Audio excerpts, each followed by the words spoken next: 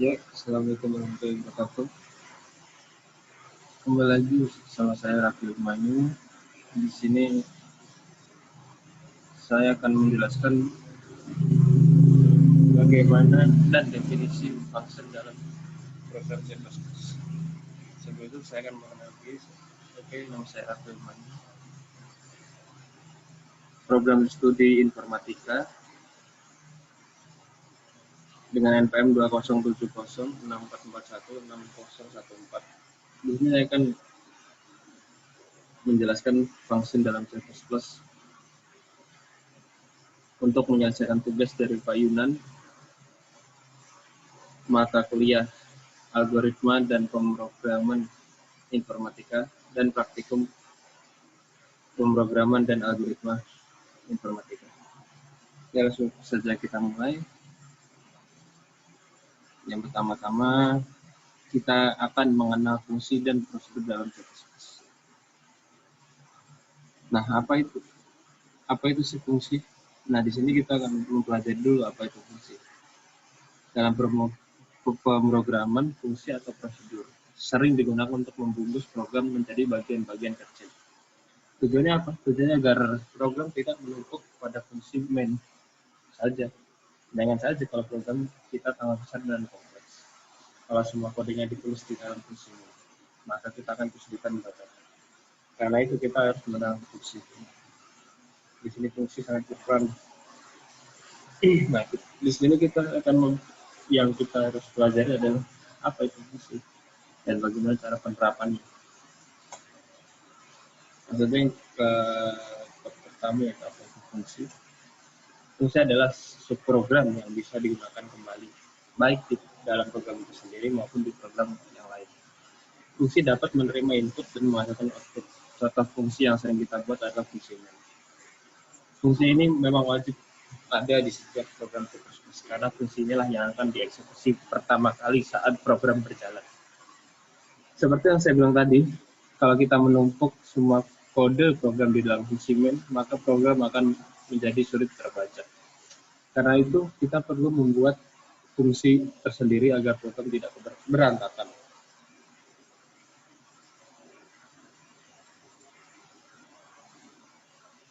Nah, definisi fungsi terdiri dari 3, yaitu nama fungsi merupakan pengenal suatu fungsi. Nama underscore fungsi akan sangat berguna dan wajib disertakan karena berbasis pemanggilan. Yang kedua, parameter merupakan variabel penampung input suatu fungsi. Dapat dikatakan bahwa parameter merupakan satu-satunya gerbang input dan pertukaran nilai antara suatu fungsi dengan dunia luar atau fungsi main. Return merupakan instruksi yang berguna mengembalikan hasil kerja suatu fungsi untuk dapat digunakan di fungsi main.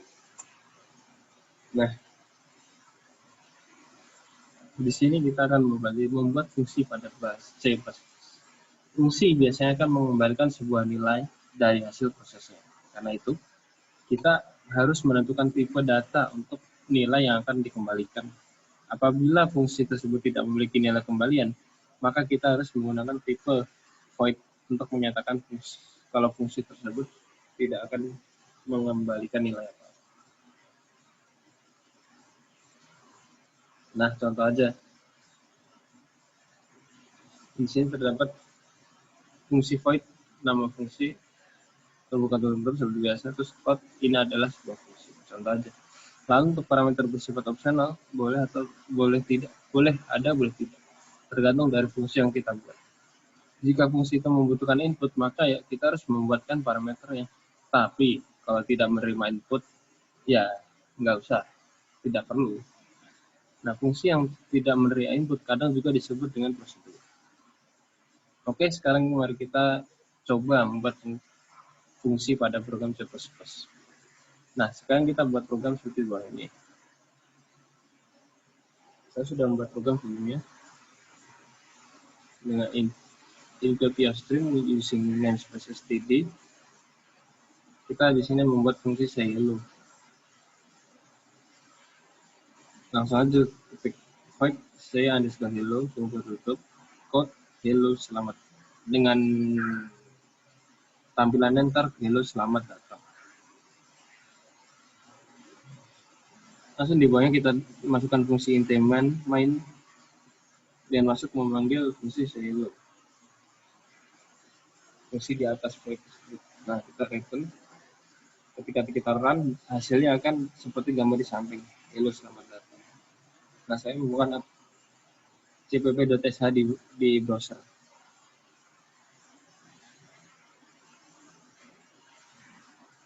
Fungsi hello dapat kita panggil berulang kali juga pada fungsi main. Contohnya, ya seperti tadi. Namun ketika kita tulis di int main, kita tulis hello-nya 3 kali atau berapa kali yang ingin Anda inginkan. Dengan hasil yang seperti ini. Karena saya mengambil 3, yang keluar 3.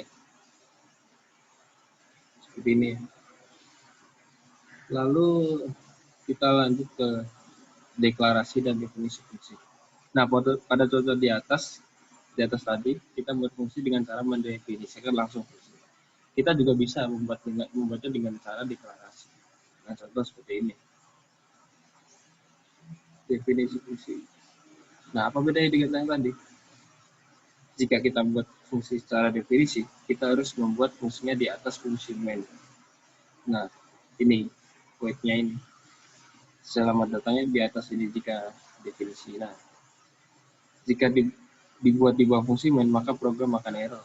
Masalahnya belum tentu dieksekusi dari atas ke bawah. Tapi berkat deklarasi, masalah ini bisa teratasi. Jadi kamu pilih cara yang mana? Sesuai keinginan kalian, dikasih dulu atau langsung dikasih. Nah, kita ke fungsi dengan parameter. Parameter adalah variabel yang menyimpan nilai untuk diproses di dalam fungsi. Parameter berfungsi untuk menyimpan nilai yang akan diinputkan ke fungsi. Contoh, void hello string name count hello name.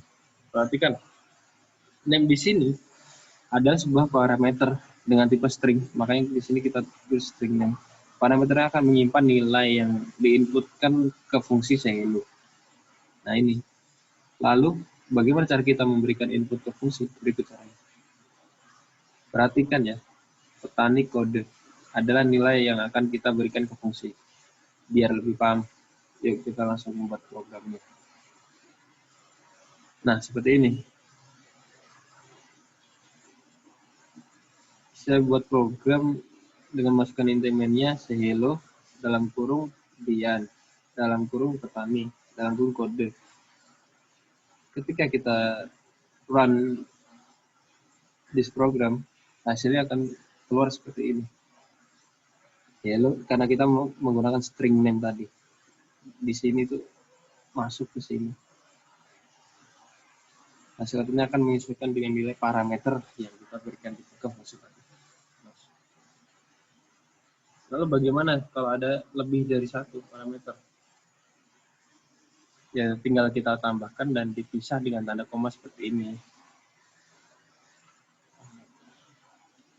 Nah, mari kita coba nih. Nah, kita memasukkan printf int main 1,4 add ketika kita run hasilnya akan seperti ini.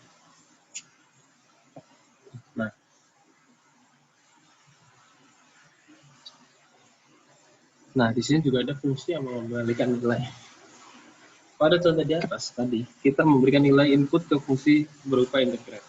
Lalu di dalamnya dilakukan operasi penjumlahan. Fungsi ini tidak mengembalikan apa-apa, karena tipe data yang diberikan pada nilai kembalian adalah false. Fungsi juga kadang harus menghasilkan output. Mengapa? Karena kadang kita membutuhkan hasil dari fungsi tersebut untuk digunakan pada proses berikutnya. Kita bisa menggunakan kata kunci return untuk mengembalikan nilai dari fungsi. Nah, contoh int add yang tadi int a, int b, kita return a plus b. Maka fungsi add akan mengembalikan nilai berupa integrate ya dari hasil nilai ada. Nah, kita langsung contoh programnya aja dah. Di sini saya membuat program seperti ini. Dengan float hasil sama dengan float A per float B, return hasil. Int main-nya print if hasil 5/2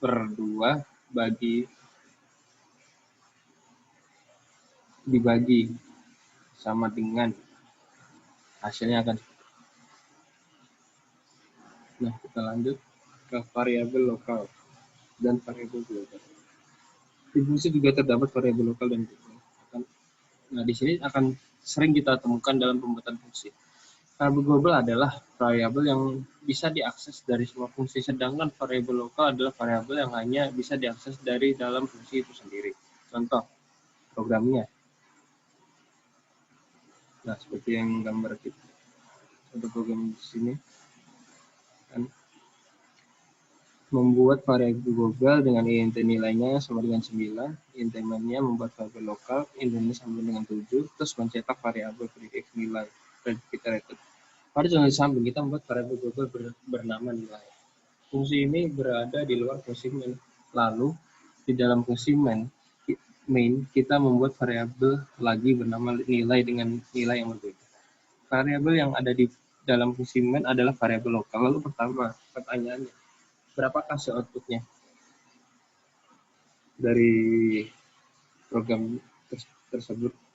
Jawabannya 7. Mengapa 7?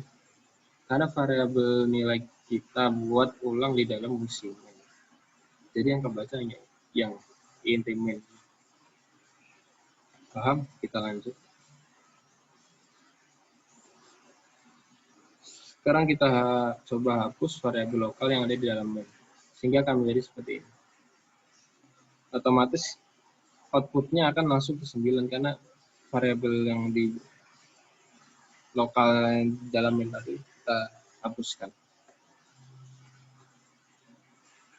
Nah, pass B value dan pass B reference. Pass B value dan pass B reference adalah cara untuk memberikan nilai pada parameter. Biasanya kita langsung memberikan nilai kepada parameter dengan cara seperti ini. Kali 2 dan 4. Ini disebut pass B value. Karena di sana kita memberikan nilai 4 secara langsung. Nah, kalau seperti ini, kali 2 n nama underscore variable. Ini disebut pass B reference karena kita memberikan alamat memori. Langsung ke contoh saja, bisa ada program seperti di sini dengan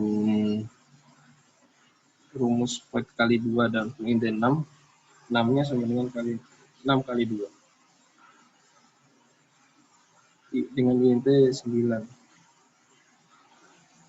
kali 2 angka, int-nya angka, berarti otomatis 9 kali 2 hasilnya outputnya kali 12. Fungsi kali 2 memiliki parameter berupa pointer, artinya kita harus memberikan alamat memori untuk pointer ini.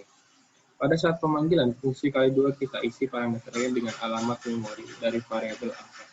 Maka hasil nilainya variabel angka akan dikalikan dengan 2 berdasarkan rumus pada fungsi yang kita berikan. Terus kita lanjut ke fungsi rekursif pada chat. Fungsi rekursif adalah fungsi yang memanggil dirinya sendiri. Maksudnya, biasanya kita memanggil fungsi pada fungsi main atau fungsi yang lainnya. Namun, pada fungsi rekursif, fungsi itu akan memanggil dirinya sendiri di dalam tubuh fungsi. Kita langsung ke contoh program saja. Terdapat contoh program seperti ini dengan definisi fungsinya dengan return ya, dengan fungsi sum memanggil dirinya sendiri. Nah, hasilnya akan seperti ini. Konsiderasinya nama apa sih? Sumnya saya sama dengan 21 jadi 1 karena kita menginput nilai 6, maka akan sama dengan 1 tambah 2 tambah 3 tambah 4 tambah 5 tambah 6 yang 21. Jadi nanti dimakai. Nah, apa selanjutnya? Intinya, saat kita membuat program yang besar dan kompleks, kita harus menggunakan fungsi. Biar kode program yang kita tulis tidak berantakan dan mudah dibaca. Selanjutnya, cobalah membuat program lebih baik lagi nih di C++. Sebenarnya fungsi ini dikata mudah dikata susah karena dapat banyak sekali macam-macam fungsi itu sendiri. Dengan niat dan kemauan kita dalam belajar fungsi, kita akan bisa melakukan melakukannya. Tentunya dengan kemauan dan usaha. Nah, sekian dari saya penjelasan tentang fungsi di program C++. Akhir kata, wassalamualaikum warahmatullahi wabarakatuh.